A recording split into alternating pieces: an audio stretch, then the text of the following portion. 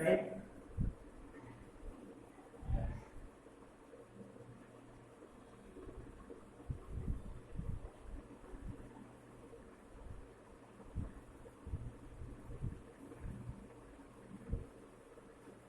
ચાલો page number 157 કાઢો।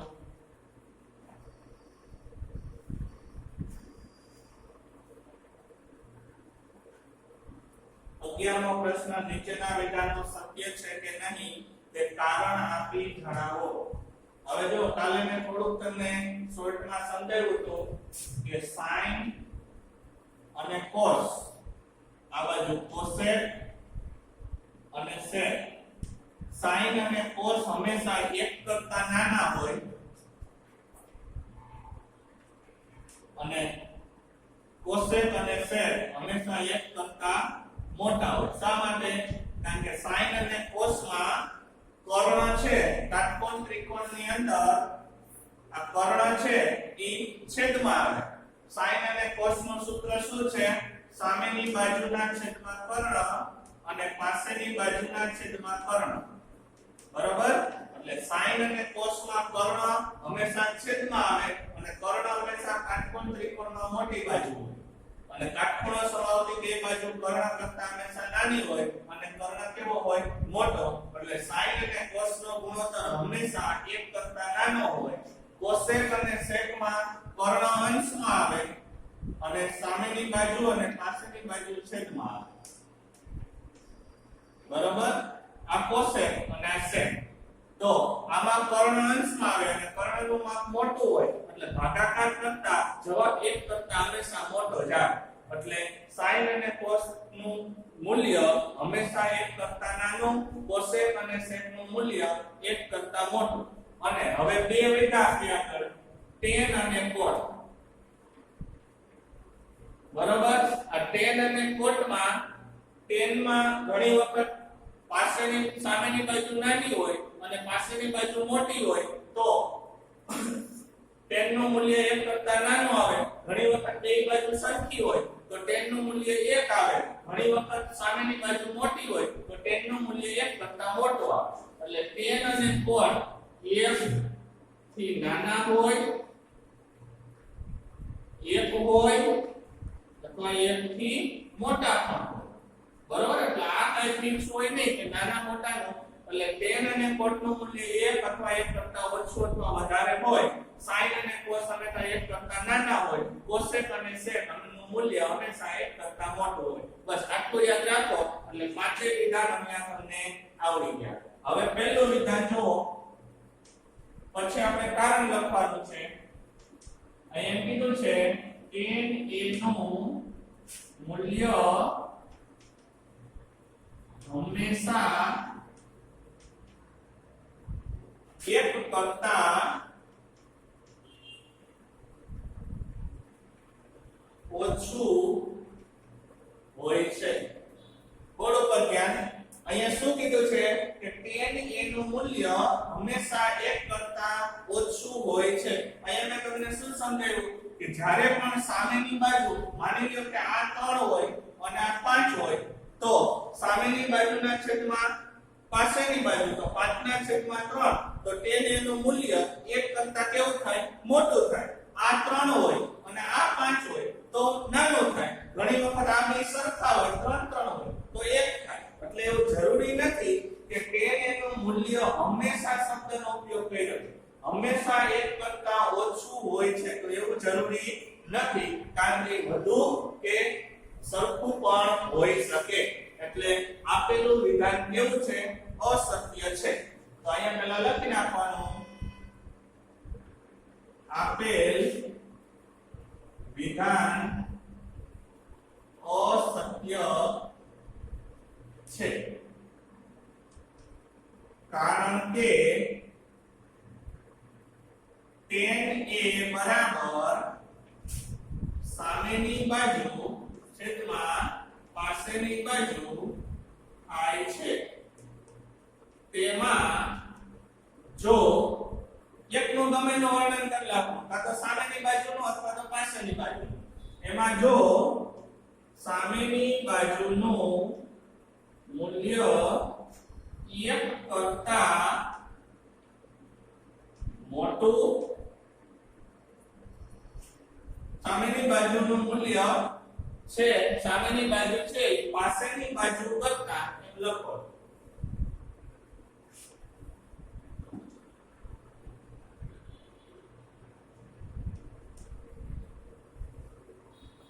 પાસેની બાજુ કરતા મોટી, નાની અથવા સરખી હોઈ શકે. તેથી tan એનું મૂલ્ય 1 કરતા નાનું, 1 જેટલું કે 1 થી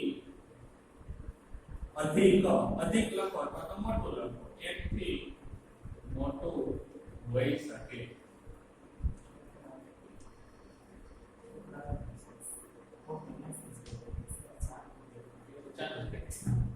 ચાલો થઈ ગયું. હવે જો ભાઈ જેને નેટવર્ક નો પ્રોબ્લેમ હોય એ પછી વિડિયો મૂકશું એ YouTube ની અંદર વિડિયો લેક્ચર જોઈ લેજો. રોજે રોજ આપણે વિડિયો લેક્ચર મૂકીએ છીએ એટલે આરામથી બધાને નેટવર્ક નો તો પ્રોબ્લેમ રહે જ છે, બરાબર. એટલે ખોટા કઈ મેસેજ વધારે ન કરવા અને જેટલું દેખાય એટલું અહીં ધ્યાન રાખો. ચાલો આ પહેલું વિધાન અહીંયા થઈ ગયું. હવે બીજું જો એ માપવાળા, શું કીધું છે? એ માપવાળા કોઈક ખૂણા માટે sec a બરાબર 12/5 સત્ય છે. હવે જો અહીંયા મેં તમને સમજાવ્યું હતું કે હંમેશા કોસેક અને સેકમાં અંશ મોટો હોય અને છેદ કેવો હોય? નાનો. કારણ કે કોસેક અને સેકનું મૂલ્ય હંમેશા 1 કરતા કેવું હોય? મોટું હોય. એટલે કે 0 થી વધીને માપ 1 થતું હોય અને 1 કરતા ઉપર જતું હોય. એટલે આ 12/5 છે એટલે કર્ણ મોટો થાય અને સેક એટલે શું થાય? પાસેની બાજુ. તો કર્ણના છેદમાં પાસેની બાજુ, તો કર્ણ મોટો છે માટે આપેલું વિધાન કેવું છે? સત્ય છે. તો લખવાનું આપેલ વિધાન સત્ય છે. હવે આમાં મેં કારણ નો આપો તો ચાલે, પણ જો આપણે આપવું હોય તો કહી શકીએ કારણ કે sec a બરાબર કર્ણ છેદમાં પાસેની બાજુ થાય છે, તેમાં કર્ણ બાજુ કરતા મોટો મળે છે. થઈ ગયો. અહીંયા કર્ણ કેવો મળે છે? મોટો મળે છે. તેથી જે અનુસાર, જે શરત અનુસાર આપેલું છે કર્ણ મોટો અને પાસેની બાજુ નાની એટલે 12/5 એ કેવું છે? સત્ય છે. આ બે વિધાન લખી લ્યો, પછી ત્રીજું કરાવો.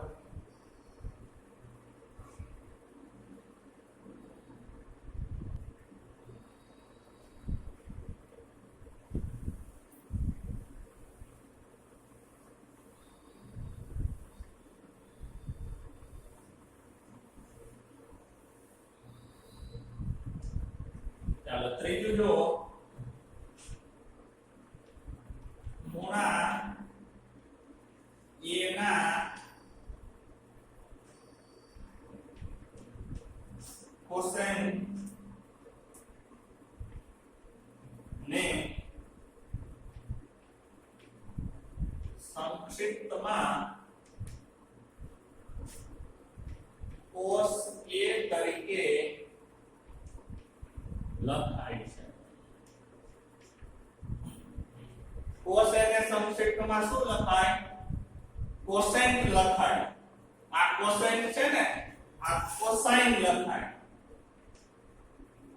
આમ લખાય બરોબર તો આ જે cos a નું મૂલ્ય તો આ છે આ કેનું છે cosec a નું મૂલ્ય છે શું છે આ સંક્ષિપ્ત રૂપ cosec a એટલે એને કોસાઇન કહેવાય cos a એટલે તો કોસાઇન કહેવાય આવી બરાબર તો આ રહ્યું જે એ આ cosec નું cos a એટલે આપેલું છે એ આનું આ અતિ સંક્ષિપ્ત રૂપ નથી માટે આપેલું વિધાન કેવું છે અસત્ય છે તો વિધાનમાં લખવાનું થાય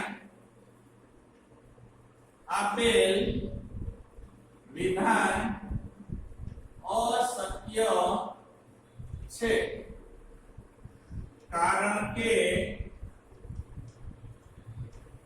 cosec ને સંક્ષિપ્તમાં શું લખાય cosec a લખાય છે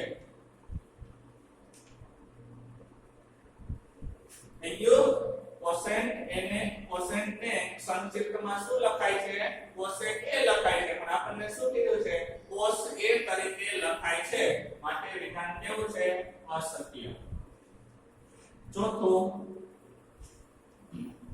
cot અને a નો ગુણાકાર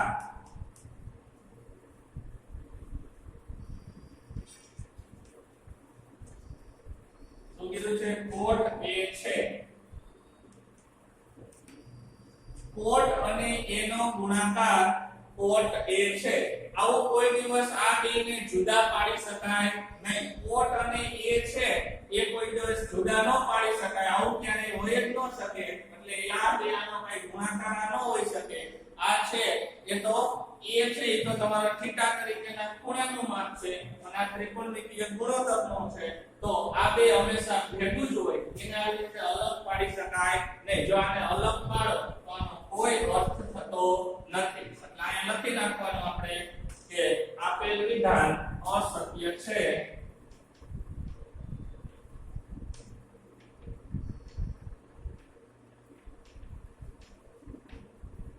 કારણ કે cot અને a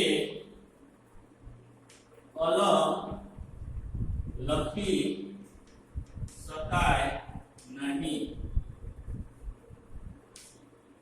જો તેમાં લખતા તેનો કોઈ અર્થ થતો નથી અને કોઈ દિવસ અલગ લખી શકાય નહીં એટલે એનો ગુણાકાર પણ હોઈ શકે આવો એનો ગુણાકાર ભેગું જ હોય હંમેશા એનો ગુણાકાર અલગ હોય એનો ગુણાકાર હોઈ શકે નહીં આનો કઈ અર્થ જ ન થાય cot અને a એટલે એનો કઈ અર્થ થાય નહીં ચાલો 5 છેલ્લું વિધાન જો હમણાં સમજાયું તો એ પ્રમાણે પેલું મેળવાયું તો એ પ્રમાણે પેલું નહીં પણ બીજું થીટા માપવાળા કોઈ એક ખૂણા માટે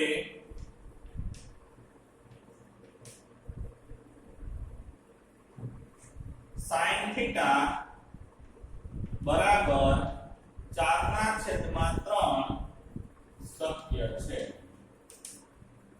જો જે વિચારો છે સાચું છે કે ખોટું હમણાં અહીંયા સમજાવ્યું તો એમ sin આવે તો શું હોય sin નું માપ હંમેશા 1 કરતા કેવું હોય નાનું 1 કરતા નાનું ક્યારે થાય તો કે છેદ કેવો હોવો જોઈએ મોટો હોવો જોઈએ અને અંશ કેવો હોવો જોઈએ નાનો તો અહીંયા અંશ મોટો છે અને છેદ નાનો છે આ ઉલટું હોત ને 3/4 તો શક્ય બને એટલે અહીંયા આપેલ વિધાન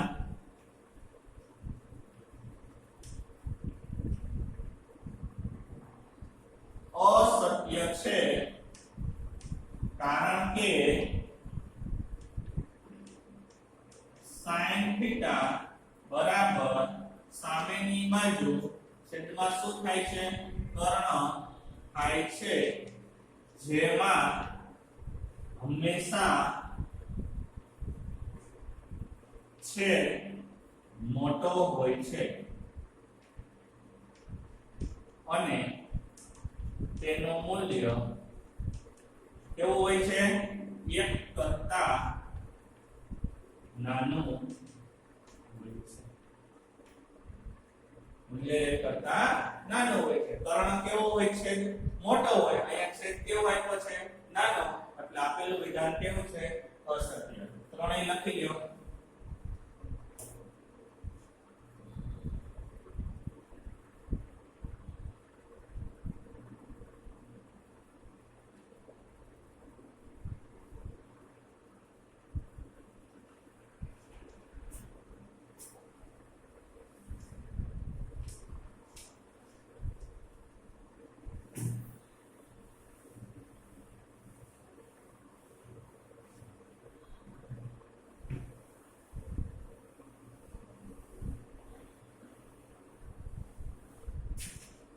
ચાલો હવે 8.2 ભણતા પહેલા આપણે ત્રિકોણમિતિય ગુણોત્તરનું કોષ્ટક જો સમજવાનું છે.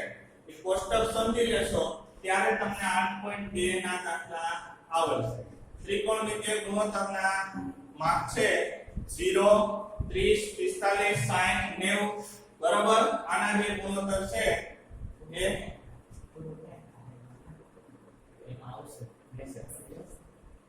બરાબર. એ માપ છે એ અહીંયા આપણે શીખવાના છે. પહેલા તો ખૂણા લખી લેવાના. ખૂણા પહેલા 0 અંશ, પછી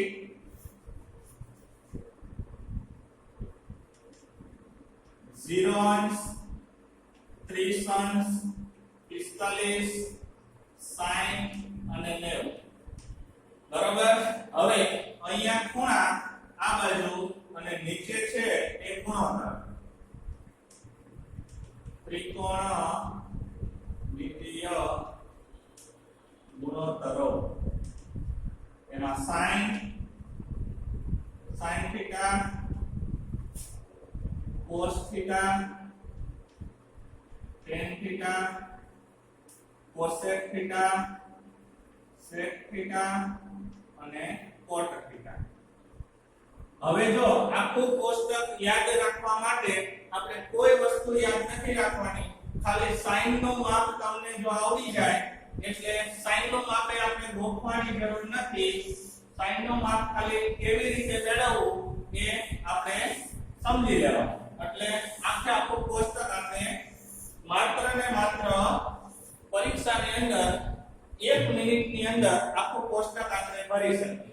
હવે પરીક્ષાની અંદર જો આવા ખૂણાવાળા ત્રિકોણમિતિય ગુણોત્તર પૂછાય અને જો તમારે માપ મૂકવાનું થાય તો તમારે રફ પેજની અંદર પેલા જાતા હોય તમારી સપ્લીમાં આખું કોષ્ટકને લખી નાખવાનું. બરાબર. નાના અક્ષરે 1 મિનિટની અંદર આખું કોષ્ટક તમારે લખી નાખવાનું. હવે જો અહીંયા ધ્યાન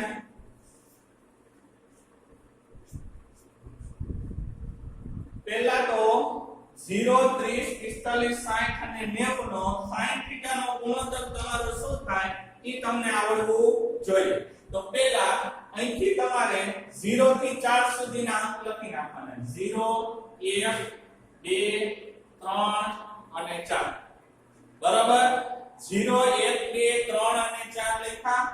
હવે આ 0 1 2 3 અને જે 4 લખ્યા છે એ તમારો જે ત્રિકોણમિતિય ગુણોત્તર છે એ પ્રમાણે તમારે એમાં આગળ વધતું જવાનું. હવે જો પાઠ્યપુસ્તકમાં જો તમારે સમજતું જવું હોય તો કોષ્ટક એમાં આપ્યું છે તમને, પણ પછી તમારે કોષ્ટક કોઈ દિવસ લખવાની જરૂર રહેશે નહીં. બરાબર. હવે આ જે છેલ્લો મોટો કેટલો આવ્યો? 4. તો બધાયને પહેલા 4 વડે ભાગો. આ વેલ્યુ છે હમણાં sin નું માપ મળી ગયું એટલે બાકીના પછી પાંચેયના તમને મળી જાય. પહેલા 0 થી 4 સુધી લખવાના, બધાયને 4 વડે ભાગવા. બરાબર. અને પછી એનું વર્ગમૂળ કાઢવાનું. શું કરવાનું? વર્ગમૂળ. હવે જો અહીંયા ધ્યાન પહેલા 0 ને 4 વડે ભાગો તો જવાબ શું થાય? 0 થાય. અને 0 નું વર્ગમૂળ કેટલું આવે? 0. 1 ને પહેલા 4 પહેલા 1 ના છેદમાં કેટલા? 4. બરાબર. તો 1 ને 4 વડે ભાગી શકાતા નથી એટલે 2 ના ખાલી વર્ગમૂળ કાઢો. 1 નું વર્ગમૂળ 4 નો વર્ગમૂળ 2 આનું માપ 1 ના છેદમાં 2 અહીંયા છેદ ઉડે છે તો ઉડાડ નાખો 2 * 2 ને 2 * 4 હવે 1 નો વર્ગમૂળ 1 2 નો વર્ગમૂળ નીકળે નહીં એટલે વર્ગમૂળમાં 2 અહીંયા છેદ નથી ઉડતો 3 નો વર્ગમૂળ વર્ગમૂળમાં 3 અને 4 નો વર્ગમૂળ 2 અહીંયા છેદ ઉડી જાય છે તો 4/4 એટલે કેટલા થઈ જાય 1 અને 1 નો વર્ગમૂળ 2 બરોબર જો હવે ફરીથી અહીંયા ફરીથી સમજાવું પહેલા 0 થી 4 અંક લખ્યા બધાયને 4 વડે ભાગ્યા ભાગી નાખ્યા એટલે 0 ને 4 વડે ન ભાગાતા એટલે એમ 1 ને 4 વડે ન ભાગી શકાય એટલે એમ 2 ને 4 વડે ભાગો એટલે 1 ના છેદમાં 2 વડે 3 ને 4 વડે ન ભાગી શકાય એટલે એમ 4 ને 4 વડે ભાગો એટલે સરખી રકમનો ભાગાકાર જવાબ 1 હવે બધાયના વર્ગમૂળ કાઢી લખી નાખો તો 0 ના છેદમાં 4 તો 0 નો વર્ગમૂળ 0 થાય 4 નો વર્ગમૂળ 2 થાય પણ 0 અંશમાં આવી ગયો એટલે બધાયનો જવાબ 0 થઈ ગયો 1 નો વર્ગમૂળ 1 થાય 4 નો વર્ગમૂળ 2 અહીંયા 1 નો વર્ગમૂળ 1 થાય 2 નો વર્ગમૂળ નો નીકળે તો વર્ગમૂળમાં 1 મૂકી દેવાનો 3 નો વર્ગમૂળ નો નીકળે તો વર્ગમૂળમાં 3 અને 4 નો વર્ગમૂળ 2 અને વર્ગમૂળમાં 1 1 નો વર્ગમૂળ 1 સાઈન ના માપ મળી ગયા કાઈ યાદ નથી રાખવાનું કેટલું યાદ રાખવાનું માત્ર એક જ વાક્ય 0 થી 4 લખી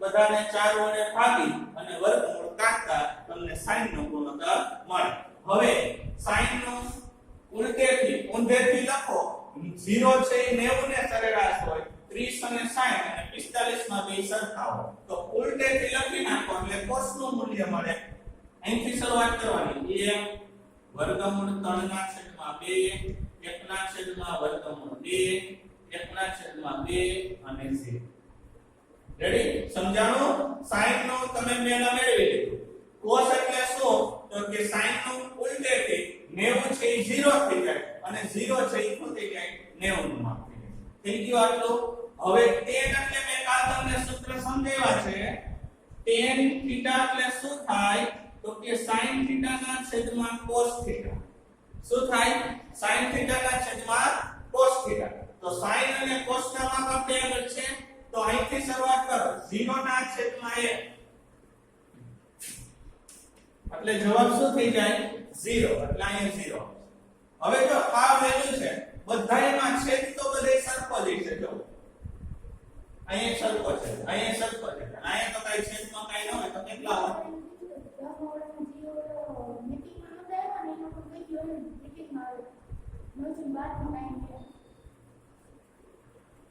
બરાબર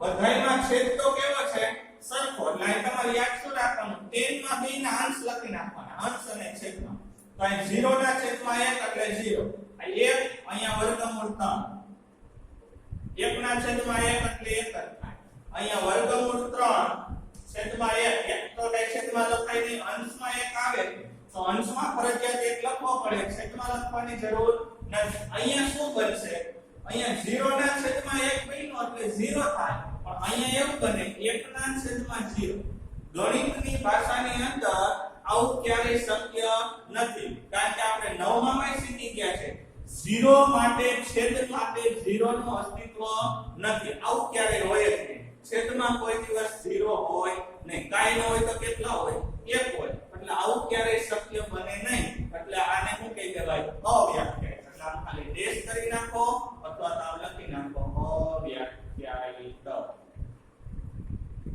સમજાય છે છેદમાં 0 આવે એટલે તમારું અવ્યાખ્યાયિત થાય થઈ ગયું આટલું હવે આપણે ત્રિકોણમિતિય ગુણોત્તરની અંદર પહેલા જો આના માપ મેળવતા આવડી ગયા ઉલટેથી લખો એટલે cos થાય બેયના અંશ લખતા જાઓ એટલે શું થઈ જાય tan હવે cosec નું માપ આપણને મળે એનું ઉલટું શું થઈ જાય sec અને બેયના અંશ થઈ શું થઈ જાય cot અથવા તો આ જે tan નું ઉલટેથી શું થઈ જાય cot એટલે હવે બધું આવડી ગયું cosec એટલે શું થાય આપણું સૂત્ર છે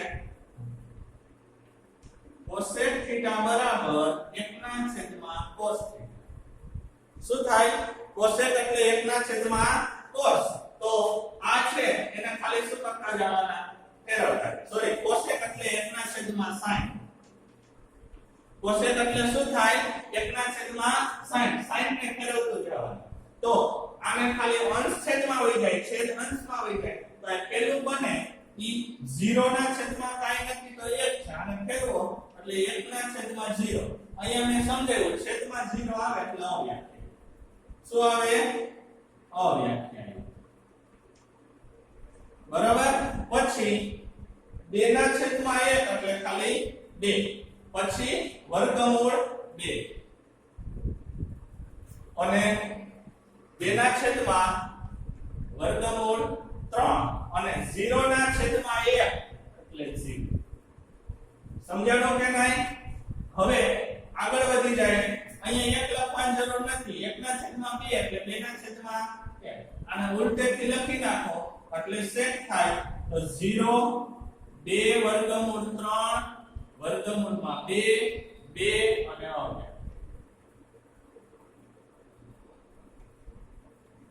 હવે કોટ એટલે બે રીતે થાય કોટ એટલે શું થાય તો કે કોસના છેદમાં sin એટલે આના છેદમાં લખો જે જવાબ આવે ઈ અહીંયા લખો અથવા તો બીજું તમારી આગળ છે tan નું શું ઊંધેથી તો અવ્યાખ્યાયી વર્ગમૂળ 3 1 ના છેદમાં વર્ગમૂળ 3 અને tan નું શું લખ નાખવાનું આખો ત્રિકોણની બે ગુણોત્તરનું કોષ્ટક પૂરું 1 મિનિટની અંદર તમારે આ રફમાં લખી નાખવાનું પછી ગમે માપ લઈ જાઓ કે તમે ડાયરેક્ટ લખી શકો બરાબર અહીંયા પહેલા sin નું માપ કેમ મેળવવું એટલું જ ખાલી યાદ રાખવાનું છે ઈ યાદ રહી જાય એટલે sin એટલે 0 થી લખી નાખવાનું ઉલટું એટલે cos tan એટલે બેના અંશ પછી cosec એટલે અવ્યાખ્યાયી એટલે કોસેક એટલે શું તો કે sin નો વ્યસ્ત લખતું જાવ અંશ છેદ બદલતો જાવ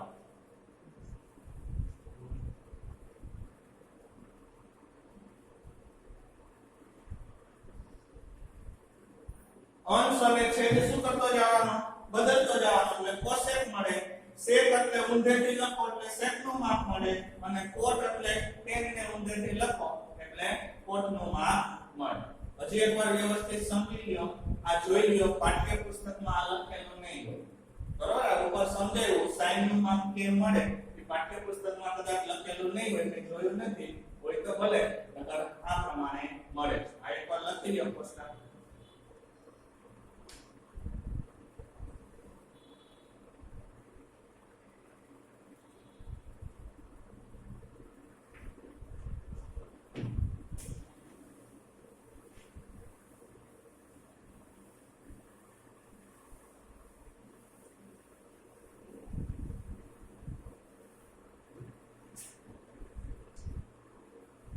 હવે જો પ્રશ્ન નંબર પહેલો 8.2 માં સ્વાધ્યાય 8.2 નો પ્રશ્ન પહેલો તમને કિંમત શોધો એવું આપ્યું છે હવે પહેલા દાખલામાં sin પછી કાઈ નિશાની નથી એટલે ગુણાકાર સમજવાનો cos 30 sin 30 અને cos sin બરાબર આ તમને અહીંયા આપેલું છે હવે મેં તમને અગાઉ કીધું હતું કે ગમે ત્યારે પરીક્ષામાં દાખલો પૂછાય ત્યારે ઓન ધી સ્પોટ આપણે ત્રિકોણમિતિય ગુણોત્તરના થીટાના ગુણોત્તર આપણને આવડે નહીં એટલે પહેલા તમારે રફ પેજ ની અંદર આખું કોષ્ટક લખવું જ પડે ગમે એવું તમે પાકું કરવાનું યાદ રાખો on the spot sin 30 sin કે tan 45 tan 90 કે tan 0 એમાં ઓન ધી સ્પોટ તમને યાદ આવે નહીં અને એવી રીતે યાદ પણ ન રહે એટલે ફરજિયાત તમારે ગમે એટલા માર્ક જોતા હોય કોષ્ટકની જરૂર પડે એટલે રફ પેજમાં તમારે કોષ્ટક લખવું જ પડે ગમે એટલું યાદ રાખો ડાયરેક્ટ તમને પૂછો sin નું માર્ક કેટલું ગમે એટલું પાકું કરો તોય ભૂલાય એમ તો cos sin કેટલા તો ભૂલાય બરાબર એટલે કોષ્ટક આપણે બાજુમાં રફમાં લખેલો હોય તો સીધી હવે આમાં કિંમત જ મૂકવાની હવે આપણે ત્રિકોણમિતિય ગુણોત્તરમાં જે આપણે માપ લખ્યા હતા અહીંયા મૂકીએ sin 60 એટલે શું થાય તો કે વર્ગમૂળ 3/2 ગુણ્યા cos 30 એટલે શું થાય તો કે ઈ વર્ગમૂળ 3/2 પ્લસ sin 30 એટલે શું થાય 1/2 અને cos 60 એટલે શું થાય 1/2.